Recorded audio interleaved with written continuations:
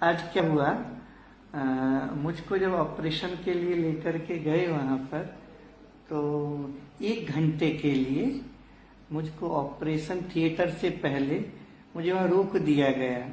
वहाँ पे मुझे बैठाया गया और आधी घंटे तक करीब वहाँ पर वेट के लिए मुझे बैठाया गया था। तो मैं बैठा रहा। तो ऐसे बैठे बैठे मुझे नींद आ गई, तो मैं लेट गया। वहाँ लेटने की व्यवस्था थी, मैं लेट गया तो मुझे एक सपना आया। वो सपना ऐसा विचित्र था। सपना ऐसा आया कि मैं कुछ बोलना चाहता हूं पर मैं बोल नहीं पा रहा। मैं लिखना चाहता हूं पर मैं लिख नहीं पा रहा। मैं चलना चाहता हूं पर मैं चल नहीं पा रहा। मैं किसी को संकेत करना चाहता हूं हाथ से पैर से, पर वो मुझसे संकेत भी नहीं हो रहा। सपना था। उसके बाद में वही ऑपरेशन थिएटर से आए, वो डॉक्टर आए। उन्होंने कहा, बोले महाराज चलिए अब आपका ऑपरेशन होगा। गया मैं वहां पर भीतर गया तो वो क्या बोलते हैं उसे, वो जो सुन्न हो जाता है वो उसने मुझे दिया, एनेस्थीसिया।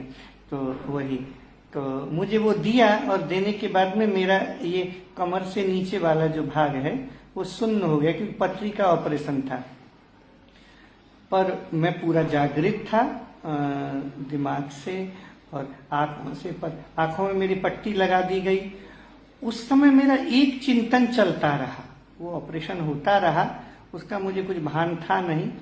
एक चिंतन मेरा चलता रहा कि मैंने जो अभी सपना देखा, मैंने जो एक स्वप्न देखा कि मैं बोलना चाहता हूं और बोल नहीं पा रहा, और मैं लिखना चाहता हूं, मैं लिख नहीं पा रहा, मैं किसी को बुलाना चाहता हूं, मैं बुला नहीं पा रहा। तब मुझे ऐसा लगा कि ये जो है, ये भले ही आज ये सपना है, पर ये एक ना एक दिन तो ये होगा।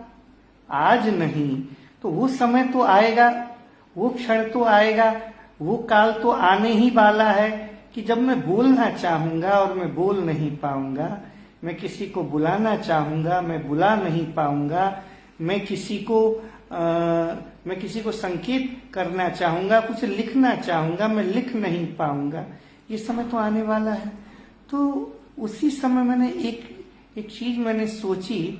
मैंने कहा, मेरे ऊपर ठाकुर जी की कितनी बड़ी कृपा है कि ये प्रयोग मुझसे ठाकुर जी ने करवाया। मैं 1-2 दिन के लिए मैं बरसाने में था। बरसाने से मुझे ये सब मुझे दर्द हुआ और मैं फिर यहाँ पर आया और ये सब मेरे साथ में हुआ।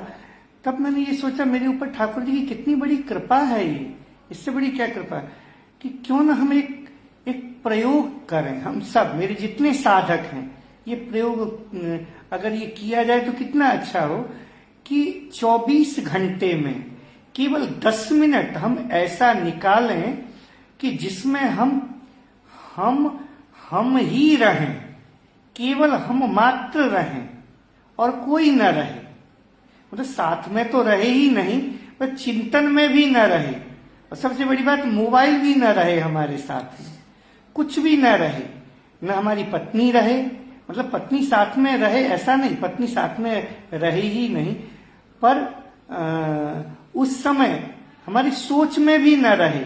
मतलब ये न रहे कि हमारा आधार हमारी पत्नी है, हमारा आधार हमारा बेटा है, हमारे आधार हमारे भाई हैं, हमारे आधार हमारे मित्र हैं।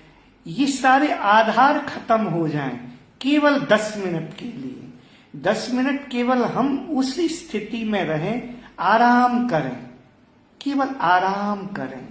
आराम का मतलब कोई हम आलसी हो जाए। मैं कोई आपको आलसी नहीं बना रहा। मैं आराम का मतलब है कि जब हम अपने में रहें, हमारा कोई आधार न हो, आप बिल्कुल निरे अकेले रहें।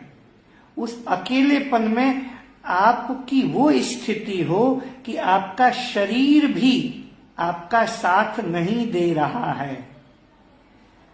सारे परिवार, पत्नी, माँ, बाप, बच्चे, मोबाइल, जो आपके आधार, जो आपका पैसा है, वो तो आपका साथ दे ही नहीं रहा।